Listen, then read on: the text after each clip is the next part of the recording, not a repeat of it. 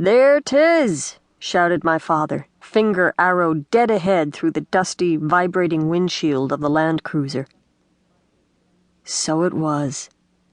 Isla Viernes Dulce sat in a sea of gold as we rounded a last curve of the trail. Beefy, deep-notched tires throwing sand. The Toyota crashed along like a fast bulldozer, front wheels pounding carelessly. I looked at Sweet Friday Island through the powdery glaze of dust. From far away, it was mysterious, but inviting. A mound of gray-blue on the horizon. Not much sugary about it.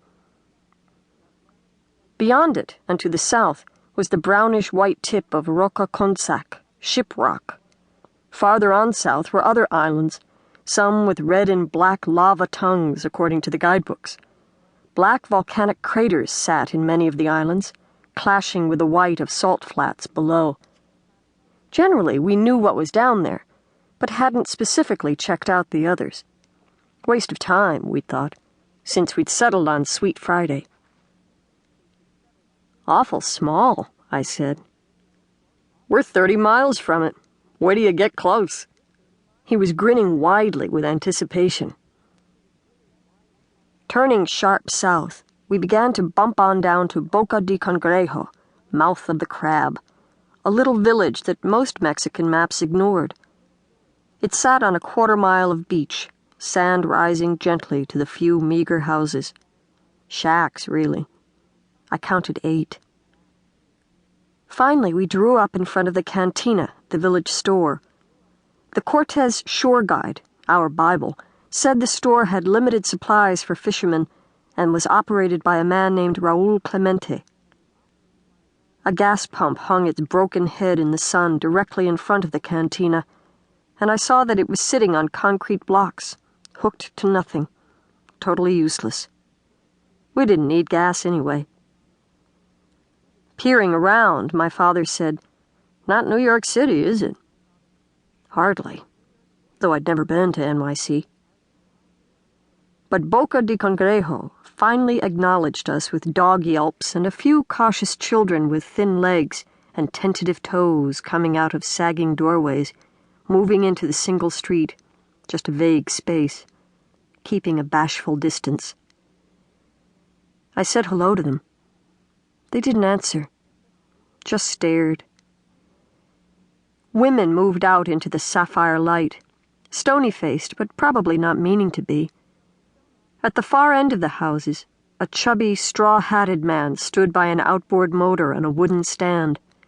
He studied us briefly, then bent again. Between the houses and the high tide mark, a few fishing skiffs were pulled up at this hour.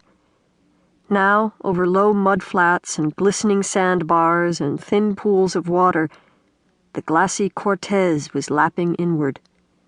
An onshore breeze picked up the damp smell and socked it to the village. "Is this really picturesque?" asked my father, eyebrows raised. The guidebook had described it that way.